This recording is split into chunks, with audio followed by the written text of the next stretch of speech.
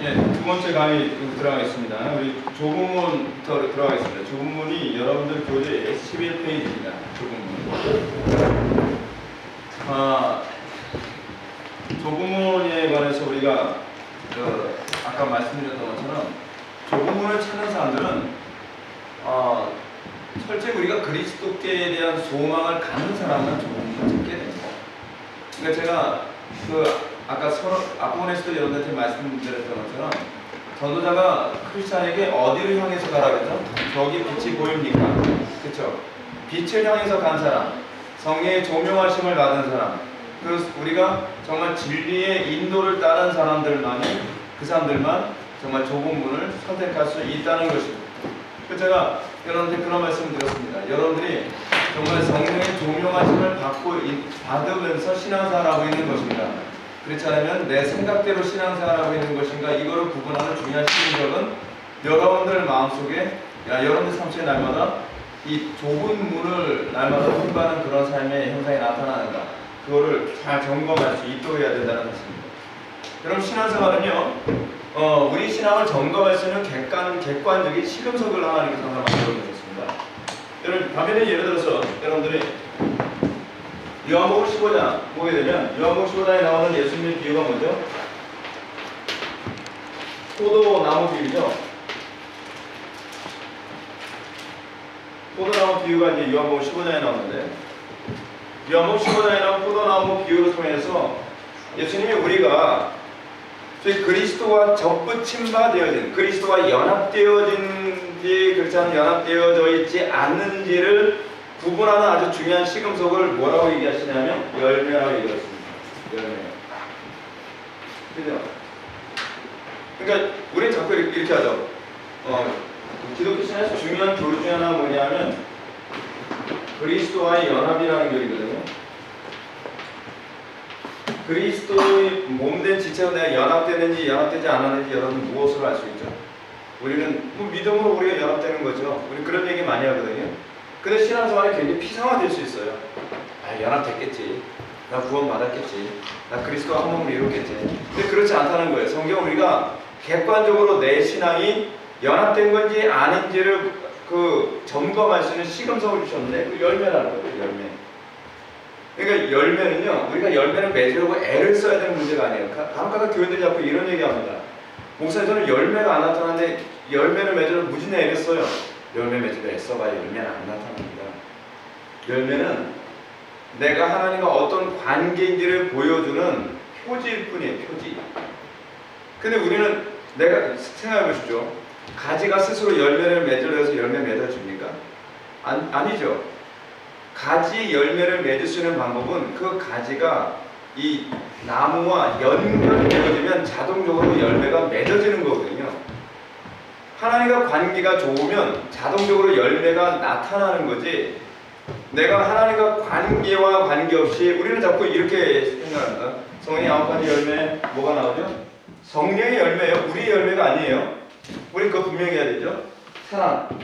저 사랑이 없어. 사랑을 무지하게 애를 쓰는데 사랑이 안 나타나요. 그러면 사랑하기 위해서 애를 써야 되는 문제입니까? 아니면은 하나님과의 관계를 우리가 점검해야 됩니까? 점검해야 되는 거예요. 그게 성경이 우리에게 제시하는 방식이거든요. 희락이 없어. 예수 믿는데 왜 기쁨이 없어? 어떻게 해야 되죠? 희락을 만들어줘야 되나요? 자꾸 억지로 막 긍정적으로 우리가 웃으려고 애를 써야 되나요? 그게 아니에요. 화평. 내 마음속에 왜 평화가 없죠? 나는 왜 다른 사람들과 화평이 잘 안 일어나죠? 화평을 만들기 위해서 입을 막 친절하게 행동을 해야 되나요? 그럼 뭐가 나타나냐면 내 의가 자꾸 나타나요. 내가 해서 이렇게 됐다. 사랑, 희락, 화평, 오래 참지 못하는 것. 저는요, 그 인내력이 없는 것 같아요. 그 문제가 아니에요. 난 자비가 없는 것 같아요.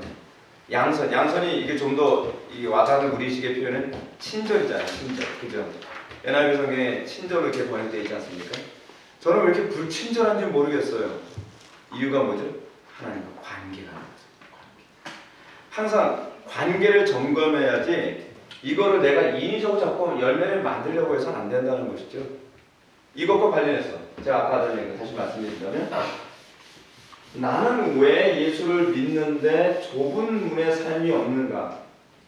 그 문제는, 또는 내가 좁은 문의 삶을 살아가는 내가 탁월한 팔자가 고약해서인가? 그 문제가 아니라는 거죠. 관계 문제입니다. 관계. 내가 예수, 그래서 여러분 사도 바울의 사도들이 뭐라냐면, 내가 예수 그리스도의 이름으로 말미암아 능력받는데 합당한 자로 여김 받은 것을 뭐예요? 기뻐하노라. 그리고 사도 바울이 갈라디아서 6장에서 뭐라고 했죠? 내가 예수 그리스도의 뭘 가지고 있다? 스티그마. 스티그마가 뭐예요? 흔적이잖아요. 흔적이 있다는 건 뭘 얘기하는 거죠? 아, 내가 진리의 인도를 받고 있구나. 이거를 점검하도록 하나님께서 주신 거죠. 그죠? 근데 우리는 자꾸 내가 흔적을 만들려고 하죠. 흔적을 만들려고 하는 문제가 아니라 관계 안에 있으면, 또는 성령의 조명 안에서 우리가 말씀의 인도를 따르고 있다고 한다면, 내가 진리를 따라서 살고 있다면 이 흔적이 나타날 수밖에 없다는 것이죠. 그래서 이 좁은 문,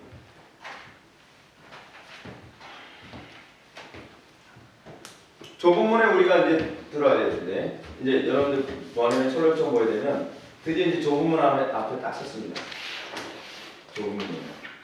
그리고 큰 문처럼 좁은 문이지 작은 문은 아니잖아요, 그죠? 좁은 문이라고 그래요. 좁은 문. 그리고 여기 선이 있고 여기 문지기가 있습니다. 문지기가 내려가요.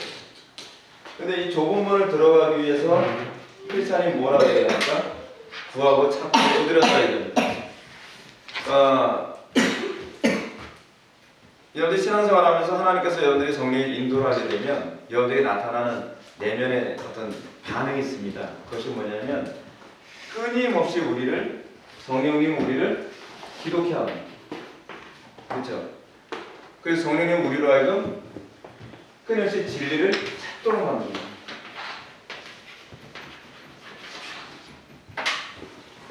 여러분들 심령에 이런 현상이 있다는 게 굉장히 복됩니다. 오늘날 한국교회 교회들 대부분 보게 되면 이 두 가지 요소가 결핍되어 있어요.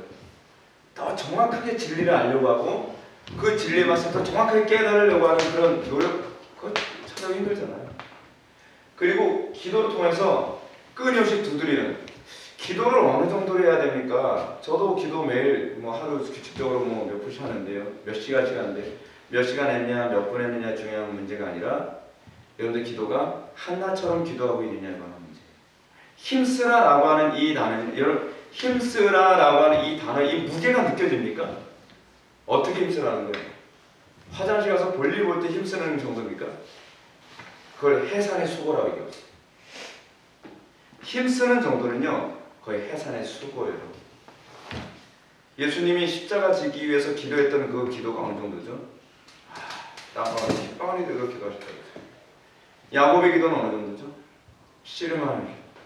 한나의 기도는 어떤 기도였죠? 여러분, 한나가 대낮에도 술 취한 여자처럼 보일 정도로 그렇게 막 힘쓰는.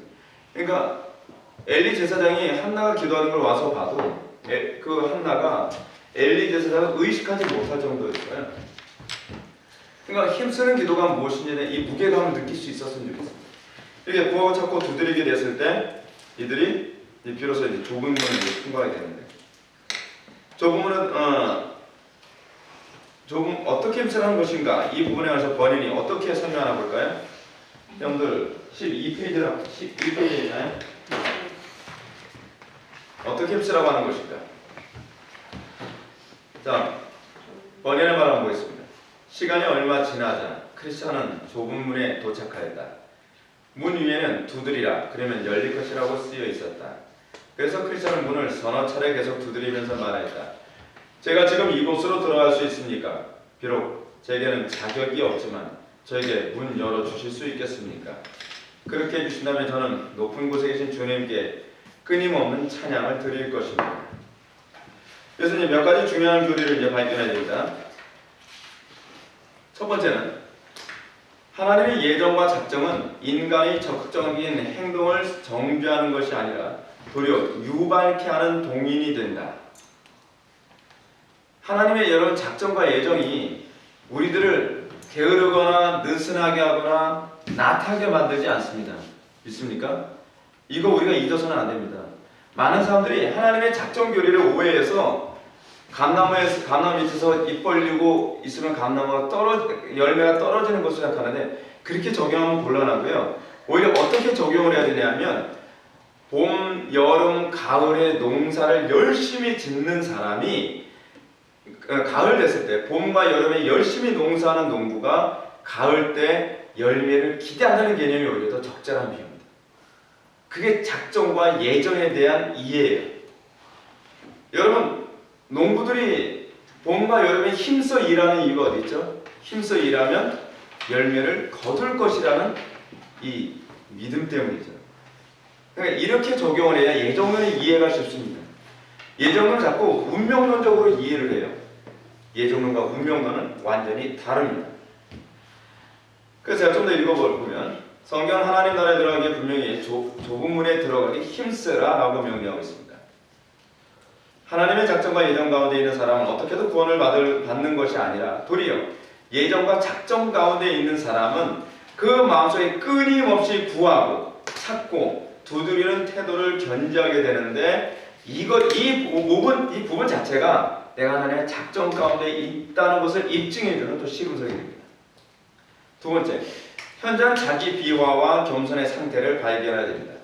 왜냐하면 이 남자가 제가 지금 이곳에 들어갈 수 있습니까? 비록 제게는 자격이 없지만 저에게 문을 열어줄 수 있습니까? 그렇게 해주신다면 저는 높은 곳에 계신 주님에게 끊임없는 찬양을 드릴 것입니다. 이 얘기는 굉장히 중요한 개념인데 구하고 찾고 두드렸기 때문에 얻게 된다는 개념이 아니라는 거예요. 내가 자격이 없는데도 불구하고 하나님께서 나에게 은혜를 주셨다는 개념이에요. 그래서 보면 이는 그가 결코 자기 공로를 의지하고 있지 않음을 보여준다. 그는 철저히 겸손해진 상태에 있다. 이것이 바로 칭의 교리의 핵심이다. 칭의 교리 잠깐 얘기합니다. 칭의 교리는 말 그대로 문자로 하게 되면 의롭다 칭함을 받는다는 교리입니다. 지금 한국에서도 그렇고 지금 미국의 탐 라이트 또는 샌더슨 또는 우리나라 지금 김세영 교수의 칭의론 문제 때문에 굉장히 좀 어려운 문제가 있는데 칭의라는 이 문제를 왜 자꾸 그런 얘기가 나오는가? 칭의와 관련해서 자꾸 사람들이 다루는 문제가 뭐냐면요. 믿음으로만 의롭다 칭함을 받는다 라고 하게 되면 우리에게 무슨 문제가 발생하냐면 도덕성의 문제가 발생해야 될 거라는 거예요. 우리가 의롭다 받는 데는 그래도 뭔가 우리가 의롭다 받을 만한 자격이 있어서 의롭다함을 받는 것 아니냐 그렇게 얘기하는 것이죠. 그래야 성도들로 하여금 하나님으로부터 의롭다함을 받기 위해서 게으르거나 나태하게 만들지 않을 수 있다는 거예요. 맞는 얘기인가요? 이게 천주교 교리거든요. 근데 이 천주교 교리가 지금 이 교리를 영국 국교에서도 받아들여서 영국 국교회가 로마 가톨릭과 종교통합에 사인을 했거든요. 루터교도 여기에 사인을 했어요. 루터교도 이미 가톨릭과 하나가 됐고 성공회도 가톨릭과 하나가 됐습니다. 지금 감리교도 그렇게 연합을 했고 저희가 다 그렇게 연합을 했어요. 지금 영국의 유명한 개혁주의 신학자라고 불렸던 교회사 신학자인데 엘레스터 맥클라스 같은 경우에도 이 부분에 대해서 가톨릭적인 칭의론을 인정을 했습니다. 그럼 왜 자꾸 칭의론을 그렇게 이해하고 있는가? 우리는 의롭다 칭함을 받은 사람들에게 우리는 내가 얼마나 거룩한 삶을 살아야 의롭다 칭함을 받는 것이 아니라 우리는 의롭다 칭함을 받았기 때문에 거룩하게 사는 것입니다. 그럼 의롭다 칭함을 받았다는 이것이 어떻게 우리를 거룩하게 살도록 만들고 성화를 유발하게 만드냐? 그 이유는 여기 있어요. 우리는요 믿음으로 의롭다함을 받았지만 그냥 넉넉히 있다가 어느 날 갑자기 의롭다함을 받은 게 아니에요. 어느 날 갑자기 설교를 듣고 있다가 갑자기 의롭다함을 받은 게 아니라니까요. 의롭다함을 받게 하기 위해서 하나님께서 하시는 방식이 있죠. 번연이 이제 그걸 설명해 주는데 자기 비참을 알게 된 거예요. 우리가 어떤 상태에서 의롭다함을 받아요? 내가 얼마나 비참한 존재인지를 성령께 조명해 주신 것을 근거로 하여 내가 예수 그리스도의 의가 아니면 내 의로는 도무지 구원받을 수 없습니다 라고 하는 것은 이 자각과 비참한 가운데에 이 어메이징 그레이스 윌리엄 밀버포스라든지 존 뉴턴 같은 사람이 나같이 천하고 더럽고 용서받지 못할 죄인에게 하나님께서 거저 의롭다 하심을 주는 거예요. 여러분 아무런 내가 공로가 없는데 나한테 거저 의롭다함을 주는데 그 의롭다함을 그냥 주신 것이 아니라 하나님이요 자기 아들로 대가를 치르신 거거든요. 대가를 안 주고 그냥 뭐 가진 돈이 많으니까 그냥 돈 줬다는 개념이 아니라 네가 의롭다함을 받기 위해서 누군가는 대가를 치러야 되거든. 근데 내 아들을 통해서 대가를 치를게 라고 하는 것이죠. 여러분 그렇게 은혜를 받았으면 악하게 살 수 있겠습니까? 우리 기독교의 성화의 근거는요 구원의 조건이 아니에요. 우리의 성화의 근거는 은혜에 대한 감격이에요. 하나님께서 나 같은 죄인에게 은혜를 베풀어 주셨으니 내가 이렇게 살 수 없지요. 그 은혜에 내가 배운 만큼 할 수 없지요. 그래서 사실은 이 칭의가 우리로 하여금 성화로 인도하는 것입니다. Sanctification, 성화. 그러니까 성화는 하나님의 은혜의 공로에 대한 이해와 감격에서 나오는 거예요. 노력의 결과가 아니에요. 저는 왜 성화가 안 되는지 모르겠어요. 어떤 사람이 그런 얘기를 합니다. 저는 왜 자꾸 안 바뀌죠? 저는 왜 성격이 이러죠? 근데 그 이유가 뭐냐면 은혜의 감격이 있느냐에 관한 질문을 던질 필요성이 있죠. 내가 얼마나 비참한 상태에서 구원을 받았고 내가 용서받지 못할 죄인이라는 걸 자각하는 가운데에 내가 용서를 받았다고 하면 이렇게 살 수 없는 거죠. 그래서 우리나라에서 지금 구원파가 문제가 뭐냐면 믿음으로 구원받는다며 믿음으로 구원받는데 왜 자꾸 행위를 가지고 얘기하냔 말이야. 이런 얘기가 자꾸 나와요. 그래서 뭐냐면 나쁜 짓을 해도 그래도 난 구원에 문제 없다는 거예요. 물론 우리 행위로 구원받는 거 아니니까 그 말이 부분적으로 맞는 얘기죠. 그죠? 다윗이 우리의 아내 바세바를 범했기 때문에 그 사람 지옥 갑니까? 어떤 사람 자꾸 이렇게 생각해요. 회개하지 못하면 지옥 가는 거 아니니? 그 문제가 아니죠. 그 문제가 아니란 말이에요. 우리가 죄를 짓지 않는 건 우리가 죄와 싸우는 이유는 그냥 쉽게 얘기해서요. 하나님이 싫어하시기 때문입니다. 나에게 은혜를 주시고 나를 사랑하시는 그분을 마음 아프게 해드리기 싫어서 죄와 싸우는 것이지 내가 죄 지면 지옥 갈까봐 내가 타락하면 지옥 갈까봐 그래서 우리가 거룩하게 살려고 하는 건 아니거든요. 동기 자체가 천주교와 기독교는 완전히 달라요. 기독교가 거기서부터 출발하지 않으면 어떤 문제가 발생하냐면 자꾸 계산해요. 구원만 받을 수 있다면 조금 편하게 사는 쪽을 자꾸 선택하게 되는 거예요. 한국교회가 자꾸 쉽게 천국 가는 방법을 가르쳐 주는데 그런 이단에 자꾸 넘어가냐면 구원의 은총에 대한 감격이 없어서 그래요. 쉽게 천국 가는 문제가 아니라 우리는 이미 천국에 들어왔기 때문에 쉽게 살지 않는 거예요. 그 은혜가 감사해서 우리는 좁은 문을 선택하는 것이고 그 은혜가 감사해서 우리가 자꾸 더 하늘의 아버지를 기쁘시게 해드리기 위해 권한을 선택하며 가는 것이죠. 그 차이예요. 그렇지 않으면 고행주의가 또 나와요. 내가 더 많이 고행을 하면 내가 더 하늘에 상급이 많이 쌓이고 고행을 더 많이 하면 내가 천국에 더 잘 갈 거라고 생각하는 그런 사람들은 그 고행주의자들은 자기의 공로를 가지고 남을 정죄하기 좋아하죠. 다 근본적인 문제 때문에 그렇습니다. 자, 그래서 두 번째, 철저한 자기 비하의 겸손의 상태를 발견해야 된다. 번역은 이렇게 얘기합니다. 제가 지금 이곳에 들어갈 수 있습니까? 됐을 때 뭐예요? 그렇게 해주시면 저는 높은 곳에 계신 주님께 끝없는 찬양을 드릴 것입니다. 내 공로는 없죠. 이것이 칭의교리의 핵심이고 칭의교리는 철저히 자기 비하의 상태로 낮아진 사람만이 하나님의 의의를 바라보게 된다는 가르침입니다. 여러분들이 의롭다 칭함을 받는 것 그것은요 여러분 믿음을 얻는 방법에 관해서 제가 말씀드릴게요. 이 방법이라는 말도 사실 모순이 되는 표현인데 왜냐하면 믿음은 내가 소유하는 게 아니거든요. 믿음은 스펄전이 얘기했던 것처럼 하나님께서 우리에게 주시는 하나님의 수단이에요. 하나님 우리에게 의의를 주시고 의의를 전가시켜 주시고 우리에게 거룩한 삶을 전가시키기 위해서 하나님께서 사용하시는 수단이 믿음이거든요. 근데 문제는 이 믿음을 어떻게 우리가 받느냐에 관한 문제죠. 여러분들이 믿어서 구원받은 겁니까? 그거를 우리는 오늘날 뭐라고 표현하냐면 신율법주의라고 얘기해요. 믿음도 일종의 율법이 되는 공로가 된다는 거예요. 내가 믿어서 구원받은 것이 아니라 하나님께서 나에게 믿음을 주셔서 내가 그 공로에 연합된다는 것이죠. 그럼 우리가 그 믿음을 어떻게 소유하게 되느냐? 그 믿음을 소유하는 방식이 있어요. 뭐냐면 예수 그리스도를 바라보는 거예요. 이거를 사도 바울은 뭐라고 했냐면 믿음은 들음에서 나며 들음은 예수 그리스도의 말씀으로 말미암느니라. 또 이거와 관련된 성경 구절이 하나 있죠. 뭐냐면 영접하는 자 곧 그 이름을 믿는 자들에게는 하나님의 자녀가 되는 권세를 주셨습니다.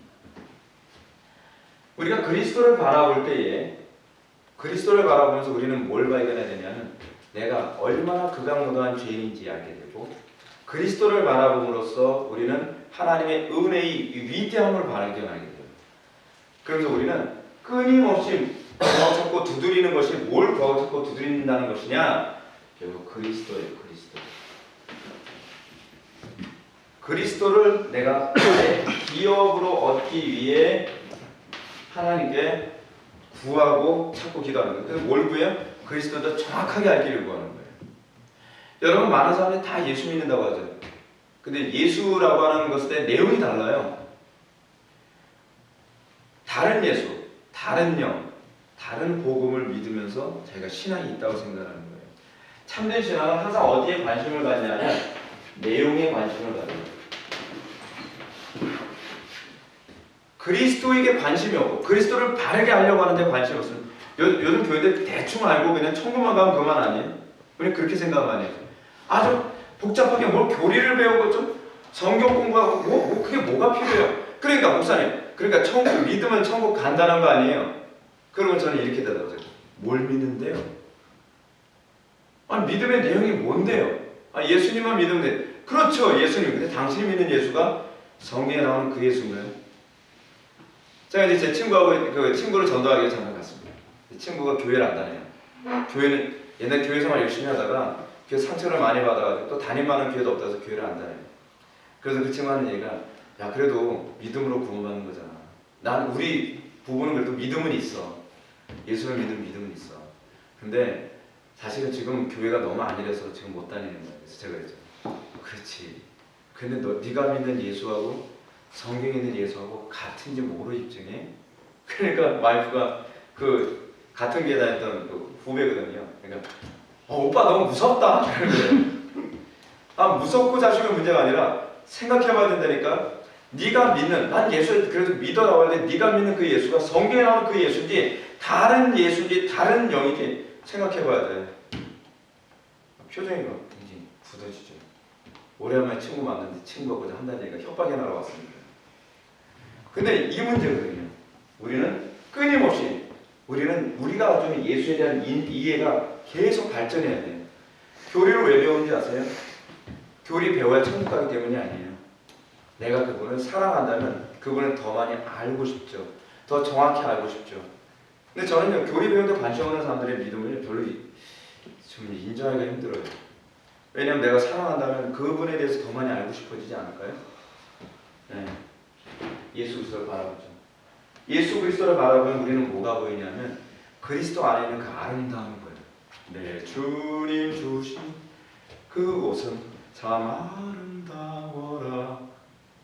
그리스도 안에서 하나님의 그 영광의 아름다움을 발견해야 되죠. 구주 생각만 해도 이렇게 좋거든. 우리가 그분에 대한 그 아름다움에 매료가 돼서 더 그리스도를 닮기를 원하고 그 안에 있는 그 아름다움도 소유하기를 원하죠. 그러면 어떻게 해야 되죠? 기도하고. 왜냐하면 내 힘으로는 그 아름다움에 참여할 수 없으니까요. 그 아름다움을 소유할 수 없으니까요. 기도하는 거죠. 그 기업을 얻기 위해서. 우리의 기업이 뭐예요? 나의 영원하신 기업, 생명보다 귀하다. 그 영원하신 기업이 뭐예요? 예수 그리스도시죠. 성공이 아니에요. 행복이 아니에요. 부귀의 영화가 아니에요. 그리스도를 바라볼수록 점점 세상 것의 가치가 떨어지죠. 그렇죠? 옛날에 우리나라에서 그 어떤 광고 중에 그런 카피라이트가 있었어요. Value Investment, 가치 투자. 우리가 예수를 믿고 이 땅에서 고생하면서 살아가는 이유가 뭐냐면요, 가치 투자거든요. 그리스도가 가장 가치 있다고 생각이 드는 거예요. 그리스도 안에 있는 그 겸손함, 그리스도 안에 있는 그 지혜, 그리스도 안에 있는 그 거룩함, 그리스도 안에 있는 그 자비로움, 선하심, 그것이 너무나 아름다워서 내가 손해를 보더라도, 내가 멸시를 받더라도, 천대를 받더라도 내가 그리스도만을 소유하는 내가 여한이 없겠습니다. 그러는 가운데에 그 소망 가운데에 구원을 받습니다. 소망으로 너희가 구원을 받았으면 너희가 아닙니다. 그래서 주님께서 우리들에게 믿음이라는 이 방편을 사용하여 우리를 그리스도와 연합시켜 우리가 그 그리스도의 아름다움에 참여하게 되는 거죠. 그게 뭐예요? 그게 구원인 거예요. 그게 구원입니다. 봅시다. 문지기, 선의의 질문. 자, 지금 여기서 이 조금은 통과하는 것과 관련해서 선의가 이런 얘기합니다. 선의는 문지기와 선한 목자라는 복합적인 초성이 제시되는 예수 그리스도를 얘기합니다. 예수 그리스도를 얘기하는데요. 이 문지기가 이런 질문합니다. 선의는 또는 누가 거기 있느냐고 물었고 어디서 왔으며 무엇을 원하는지 질문을 하였다. 여러분에게 끊임없이 성령께서 여러분에게 던지는 질문이 이거라는 거 알고 계십니까? 여러분은 누굽니까? 나는 누군가요? 여러분 생각해 보셨나요? 나는 그리스도인인가요? 아니면 세속의 사람인가요? 끊임없이 자기점검입니다. 청교도들이 가장 많이 했던 강조했던 글 중에 하나가 자기점검교리거든요. 나는 누구인가?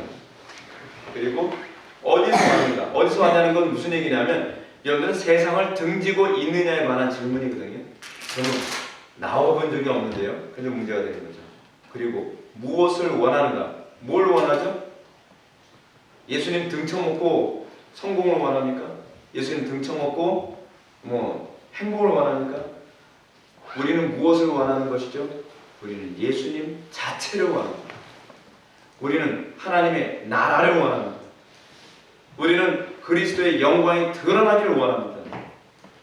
여러분 이거 점검해야만 합니다. 그래서 나는 내 인생의 목적이 무엇인가? 눈을 딱 뜨면 나는 무엇을 위해서 하루를 살아가고 눈을 감으면서 잠잘 땐 나는 무엇을 위하여 하루를 살았는가를 고민해 볼 필요성이 있죠. 목적의식이 분명해야 돼요. 안 믿는 사람들 그럼 구분되지 않죠. 구분되지 않아요. 이 질문 속에서 번연히 말하고자 하는 것은 신앙의 길에 들어서는 자가 반드시 자기의 정체성을 바르게 인식하고 있어야 된다는 것입니다. 나는 어떤 존재인지, 어디서 왔는지, 무엇을 원하는지 분명한 이해가 있어야 된다는 것이죠. 이에 대한 크리스찬 대답이 이것입니다. 여러분들 이렇게 대답하셔야 돼요. 여기에 죄짐을 진 불쌍한 죄인이 있습니다. 저는 멸망의 도시로부터 나왔으며 시온산으로 가서 다가올 진노로부터 구원을 얻고자 합니다. 여러분 회개가 뭡니까? 하나님 앞에 잘못했다고 용서를 구하는 경우입니까? 하나님 앞에 잘못했다고 용서를 구하고 나서 또다시 기도 끝남과 동시에 그저로 다시 돌아가는 게 회개인가요? 회개는요 돌이키는 겁니다. 근데 뭘 돌이키느냐? 제가 그 영영사전을 제가 봤더니 To change one's mind or purpose라고 되어 있더라고요. 의지. 그러니까 마인드가 이게 마음이라고도 번역되잖아요. 근데 이게 주로 신학에서는 의지와 주로 관련된 단어로 사용되거든요. 의지가 바뀌어요. 우리 의지와 purpose 뭐죠? 목적이 바뀌어요. 의지와 목적이 달라지면 자동적으로 뭐가 바뀔까요? 행동이 달라지는 거죠. 근데 여기서 우리가 한 가지 염두에 두는 게 무엇이냐면 방향성이에요. 방향성. 어디로? 어디로부터 어디로? 우리가 돌이켜서 어디로 간다고 하면 여러분들이 어느 시점에 있다는 걸 알아야 되겠죠. 첫 번째로. 나는 어느 시점에서 돌이키죠? 내가 죄인이라는 상태에서 돌이키는 건가요? 아니면 난 여전히 의롭다라고 하는 생각에서 돌이키는 건가요? 그렇죠. 이거에 대한 분명한 의식이 있어야 어디로부터라고 하는 개념이 나오는 거죠. 나는 어디로부터 나는 돌이켰는가? 그죠? 근데 우리는 날마다 이게 사람들이 회개하면서 항상 문제가 되는 게 여기에 있어요. 하나님 내가 잘못했어요. 뭘 잘못했지? 그래서 하나님 회개할 때 어디로 회개하게 되는 거죠? 어디로? 그리스도이다. 나는 그리스도를 닮기를 원하고 난 하나님을 기쁘시게 드리며 성경에 내가 맞춰 살겠습니다. 근데 우리는 자꾸 회개한다는 개념을 어떻게 생각하냐면 그냥 잘못을 좀 돌이키면 된다고 생각해요. 근데 여러분 죄가 뭐죠? 죄라는 단어부터가 분명한 이 부분을 잘 설명해 드릴게요. 회개를요. 죄라는 단어가 헬라어로 하마르티아거든요. 하마르티아.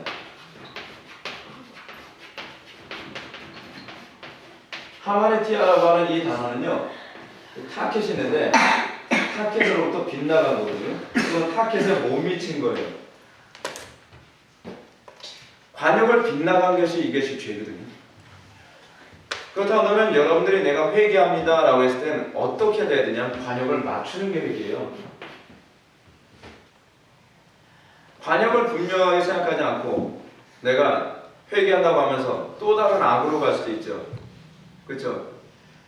우리는 회개한다고 하면서도 천주교적으로 갈 수도 있어요. 회개한다고 하면서 우리는 또 다른 관역으로 갈 수도 있거든요. 진짜 우리가 회개한다고 한다면 어디로 돌아가는 것이냐면 어디로요? 예수 그리스도에게로 돌아가는 것입니다.